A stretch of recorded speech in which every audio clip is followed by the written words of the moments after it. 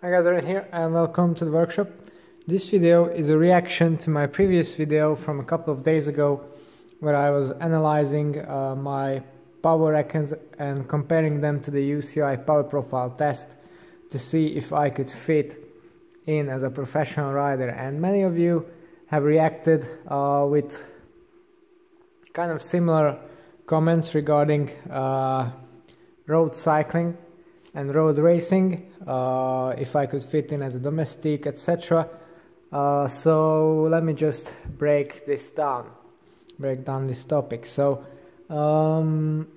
yeah, perhaps domestiques don't have much higher power numbers, but for me at 172 centimeters and 60 kilos I would be a very useless domestique to anyone slightly taller than me, and that's basically everyone in pro racing. So that's definitely not a thing that I'd like to do or would do.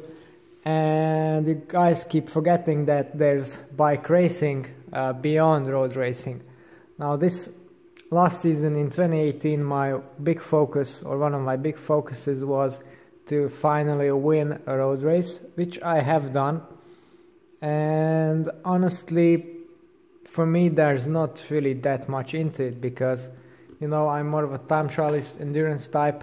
In road racing you need a good team and good explosive power to win the races if you're not allowed to do a big breakaway, which I certainly won't be from that last time.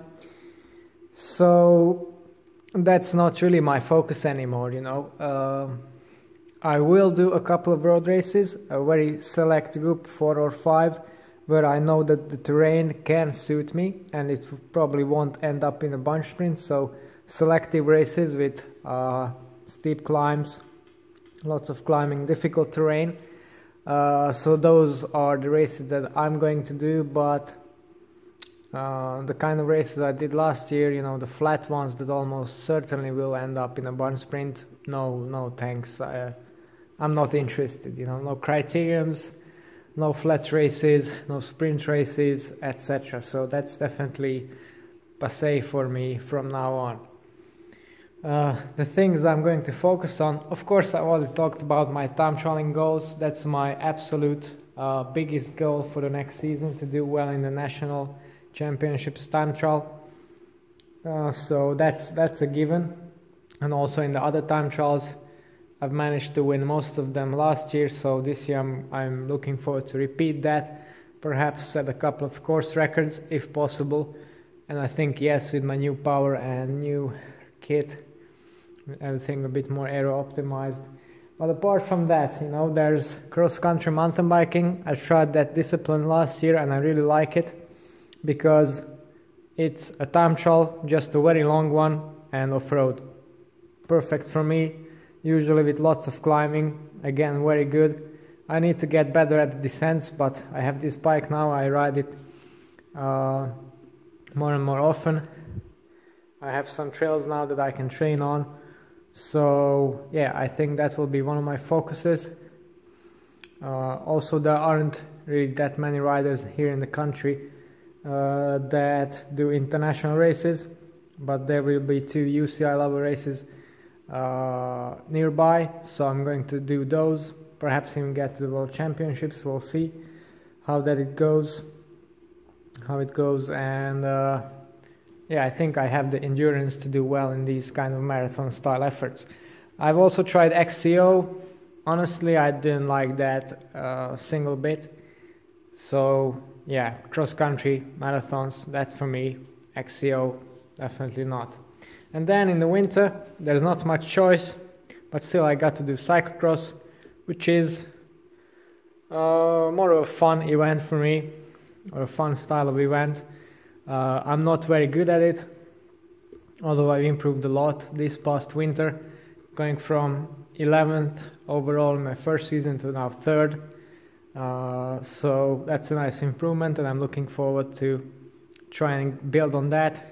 I have the kit now. I have 2 bikes, a spare bike, spare sets of wheels with tubulars, so I have everything I need for cross, and I think the same goes for other disciplines as well.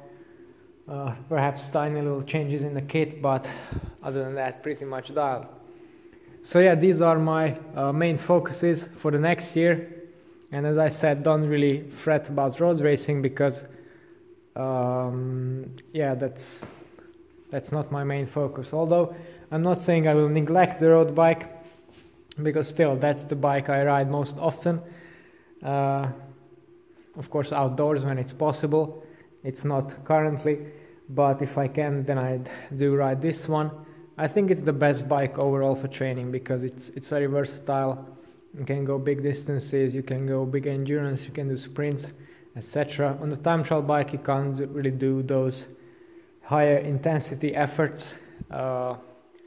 It's good for mainly those longer ones like zone 4, zone 3, perhaps zone 5, but other than that, not really good. Also on the time trial bike you can get really cold because you're going faster for less effort.